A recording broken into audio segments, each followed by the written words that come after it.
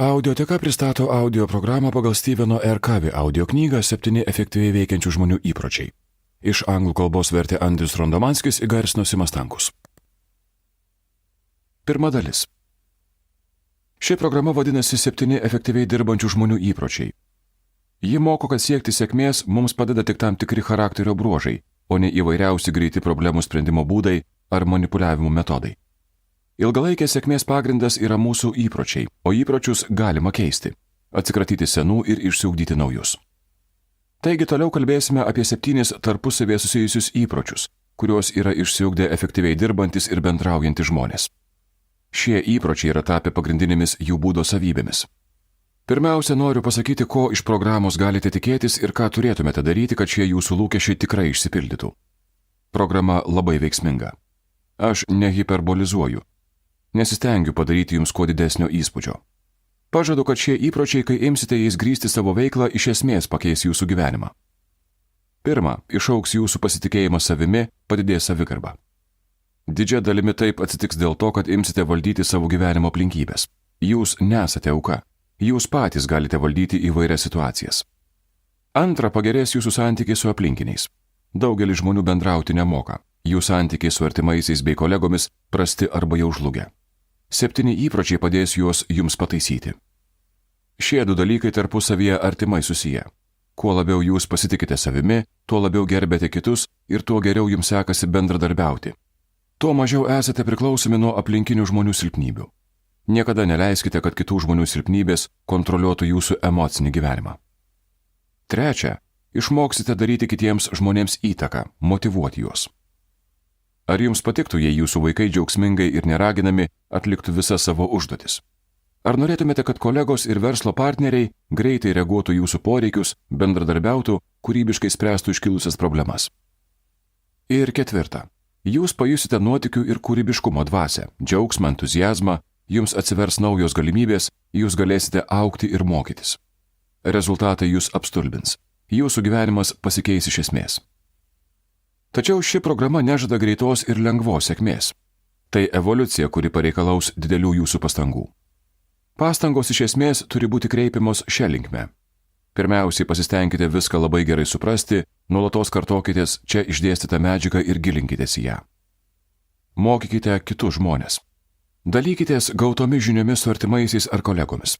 Tokiu būdu jūs ir patys viską geriau suprasite, sustiprės jūsų motyvacija, jūs jausitės įsipareigoję gyventi pagal šiuos principus bei ugdytis 7 įpročius. Nutarkite jau dabar, kurį žmogų ar žmonės mokysite ir kada pradėsite. Viską susiplanuokite, užsirašykite į kalendorių, įtraukite į savo darbotvarkę. Patarčiau mokyti 2 grupės – savo artimuosius ir darbo kolegas arba kitus pažįstamus, kurie jūsų manimų galėtų susidomėti šią medžiagą, žmonės, kurie jums rūpi ir kurie jums patinka. Kitas labai svarbus dalykas yra išmoktos medžiagos pritaikymas praktikoje. Praktinė veikla padeda pasitikrinti asmenybės vientisumą ir drausmę. Taigi jūsų laukia 3 pagrindinės užduotis – mokymasis, kitų mokymas ir praktinis išmoktos medžiagos taikymas. Jeigu įvykdysite šias 3 užduotis, tai visi čia išdėstyti principai taps jūsų mąstymo būdo dalimi. Prasidės nuostabūs pokyčiai. Garso programą suskirsčiau į 3 dalis. Pirmoje dalyje pateikta bendra medžiagos apžvalga. Ką mes turime omenyje, kai kalbame apie įpročius? Ką reiškia veiklos efektyvumas? Antroje dalyje susipažinsime su 7 efektyviai dirbančių žmonių įpročiais. Suskirsčiau juos į 3 grupės. Pirmoji grupė yra pirmieji 3 įpročiai, antroji įpročiai nuo 4 iki 6, o trečiąją grupę sudaro tik 7 įprotis. Kalbėsiu ir apie kiekvieną įprotį atskirai. Trečioje dalyje apžvelgsime, kaip visi šie įpročiai susiję tarpusavyje. Tai bus santrauka, kuri leis mums dar kartą peržvelgti visus 7 įpročius, taip pat įgyti bendrą, platesnį ir abstraktesnį supratimą apie tai, kaip įpročiai veikia mūsų asmeninį ir viešąjį gyvenimą. Turiu pasakyti, kad šie įpročiai valdo tiek organizacijų ar bendruomenių gyvenimą, tiek asmeninę mūsų būtį. 7 įpročiai visiems bendri. Jie yra lyg bendrasis vardiklis, visur pritaikomi. Jie padeda sutarti sutuoktiniams, šeimos nariams ir kompanijų darbuotojams. Dabar norėčiau grįžti prie minties apie mokymą. Kodėl tai yra taip veiksminga ir kodėl aš rekomenduočiau jums, jeigu jūs turite mokyklinio amžiaus vaikų, paprašyti jų, kad jie bent kartą per savaitę mokytų jūs kiekvieno mokykloje dėstomo dalyko, perteiktų jums visų naujai išmoktų pamokų esmę. Tai bus prasminga ir suartinanti patirtis. Jūs nuoširdžiai mokysitės. Kiek tėvų galėtų išlaikyti savo vaikų egzaminus? Antra, tai pakeis jūsų santykių prigimtį. Jūs imsite bendrauti kaip lygus su lygiu. Vaikai taps mokytojais, o jūs jų mokiniais. Trečia, jūsų vaikams ims sektis dalykai, kurių jie galbūt nemėgsta. Jie įgaus papildomos motyvacijos mokytis. Kodėl kitų mokymas padeda geriau mokytis patiems? Todėl, kad jūs pakeičiate savo vaidmenį. Iš studento mokinio tampate mokytojais. Jei žinosite, kad rytoj šią medžiagą turėsite pateikti didelį grupiai žmonių, ar tai kaip nors paveiks jūsų mokymasi šiandien? Būtinai. Kodėl? Todėl, kad jūs turėsite galvoje savo naują vaidmenį. Tai labai svarbu. Kai žmonės ima kitaip suprasti savo vaidmenį, jie ima ir kitaip elgtis. Dabar į savo pamoką noriu įvesti paradigmos sąvoką. Paradigma yra tai, kaip jūs suprantate pasaulį ir savo vaidmenį jame. Pavyzdžiui, vienas mano draugas gydytojas kartą visą naktį dirbo gimdymo skyriuje. Jis priėmė 10 naujagimių. Kitą rytą, kai mudu susitikome, jis papasakojo, kad jį visuomet stebina, kaip smarkiai jaunų tėvų mąstymą ir jausmus paveikia nauja gyvybė. Vieno tą naktį gimusio kūdikio tėvas buvo futbolo žaidėjas, tikrai kietas vyrukas. Per kelis ankstesnius vizitus, kai lankė žmoną, jis buvo labiau užsiėmęs savimi, savo rūpesčiais, savo paties gyvenimu. Tačiau tą rytą jis iš susijaudinimo negalėjo tarti nė žodžio. Atsirado naujas šeimos narys ir to vyro vaidmuo pakito. Jis tapo tėvu. Dabar jis į pasaulį žiūri kitaip ir jau niekada nebus toks, koks buvo. Jo paradigma, jei kalbėsime mano terminais, pasislinko, todėl pasikeitė jo pasaulėžiūra, mąstymas ir elgesys. Visi reikšmingi moksliniai atradimai yra padaromi sulaužius pasenusi mąstymą. Einšteino atradimai fizikos srityje, ypač jo reliatyvumo teorija, užtemdė Niutono atradimus. Prisimenate, kas yra paradigma?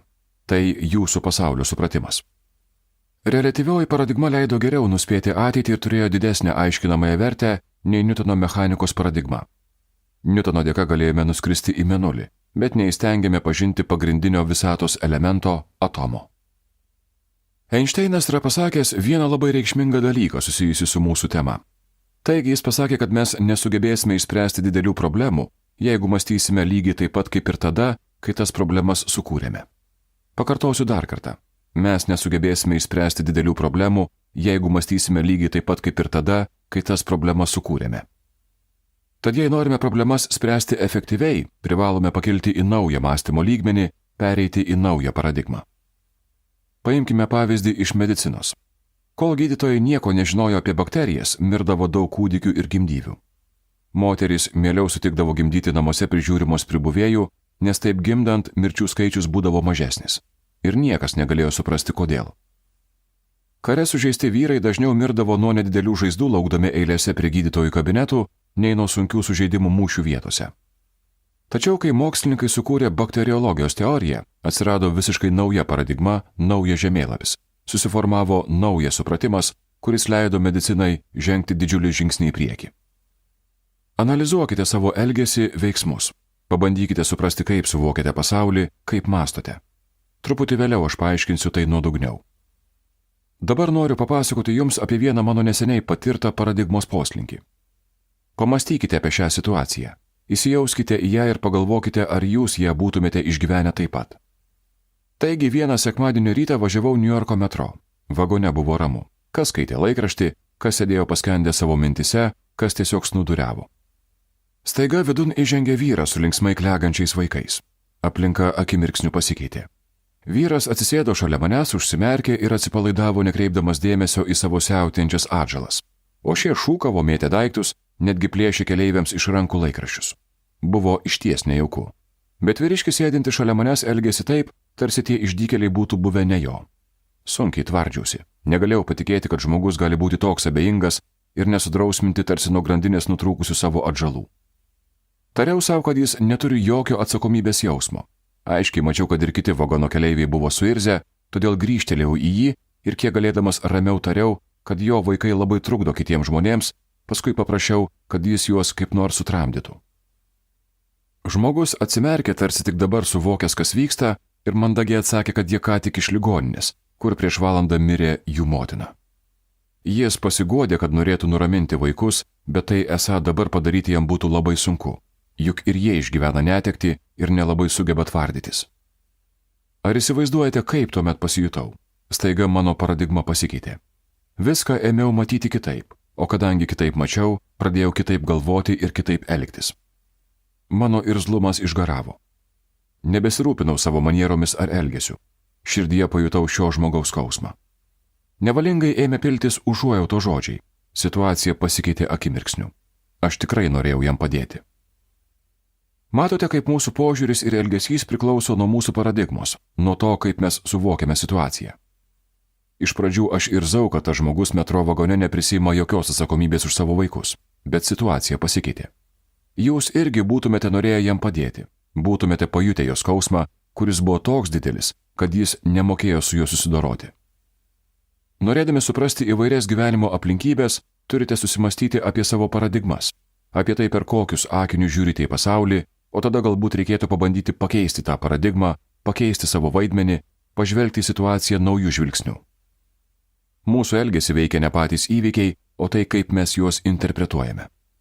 Jeigu išmoksime keisti savo paradigmas, savo mąstymo būdą, tai sulauksime ir reikšmingų pokyčių aplinkoje bei gyvenime. Kiekvienas iš 7 čia minimų įpročių sukelia paradigmos poslinkį. Jūs imate tolti nuo tradicinio mąstymo, nuo visuomenėje paplitusių elgsenos modelių. Manau, klausydami šios programos, jūs patys tai pastebėsite, o trečiojoje dalyje, kurioje apžvelgsime visą mūsų aptartą medžiagą, pakalbėsiu apie tai dar detaliau. Ši programa yra apie 7 esminius įpročius, todėl pirmiausia noriu apibrėžti, kas tai yra įprotis. Įprotis tai internalizuotas principas. Šis apibrėžimas ypač tinka tada, kai kalbama apie efektyvumo įpročius. O principai tai natūralūs dėsniai, akivaizdūs ir nekintami.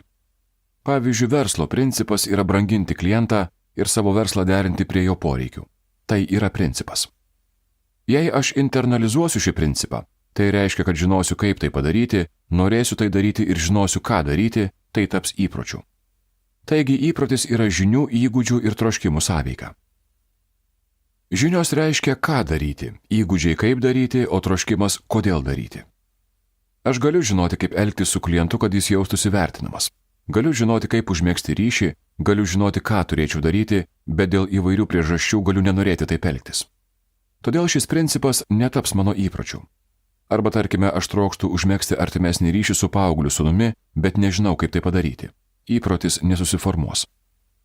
Įprotis yra sąveika tarp ką daryti, arba žinių, kaip daryti, arba įgūdžių ir kodėl daryti troškimo. Kai šie 3 dalykai susijungia, atsiranda įprotis. Didysis švietėjas Horacijus Mantas kartą pasakė, kad įpročiai yra tarsi virvė. Mes kiekvieną dieną įpiname į ją po naują giją ir ji greitai tampa nepertraukiama. Dėl pastarojo teiginio galėčiau ginčytis. Šią virvę galima pertraukti. Juk vienų įpročių galima atsikratyti ir išsiugdyti naujus. Šiaip ar tai pirmoji Horacijaus Mano teiginio dalis yra labai taikli. Žmonės palaipsniui išsiugdo tam tikrą mąstymo būdą, paradigmą, taip pat ir atitinkamą gyvenimo stilių. Kartais įprotis teikia jiems pasitenkinimą ne tada, kai jie žino, kad toks elgesys yra neproduktyvus arba net žalingas. Tačiau atsisakyti jo būna labai nelengva. Todėl norėdami atsikratyti įpročio turime gerokai pasistengti. Tai galima palyginti su erdvėlaivio kelione į Mėnulį. Kad atsiplėštų nuo Žemės ir įveiktų jos trauką, jis turėjo sudeginti galybę kuro. Per visą šią fantastišką kelionę didžiausia energijos dalis buvo sunaudota pirmosiomis skrydžio minutėmis. Nors iš viso astronautai nuskrido daugiau kaip 500 000 mylių iki Mėnulio ir atgal. Tačiau, kai tik jie išsiveržė iš Žemės traukos lauko, pasijuto visiškai laisvi. Įpročiai taip pat turi didžiulę traukos jėgą, o aplinka, kurią kuria mūsų mąstymas, tai lyg atmosfera. Vienam astronautui buvo užduotas klausimas, ką jis jautė, kai nusileido Mėnulyje. Šis atsakė, kad tai yra lyg pirmas kūdikio įkvėpavimas. Jis jautė neapsakomą laisvę, nes jo nelaikė Žemės trauka nei atmosfera. Įpročio atsisakymas – tai kaip atsiplėšimas nuo Žemės traukos. Šis veiksmas reikalauja atsidavimo, pastangų ir laiko. Tačiau, kai visa tai jau bus padaryta, pajusite neapsakomą laisvę. Vis dėlto dauguma žmonių mieliau linkę griebtis įvairiausių metodų žadančių greitą ir lengvą sėkmę. Tie metodai tarsi greitoji pagalba. Deja, jie suveikia tik išimtiniais atvejais, kuriuos galima būtų palyginti su ūmiu simptomu. Kaip fiziškai pasireiškia simptomas? Mes jaučiame skausmą. Tačiau šis skausmas tik lieka.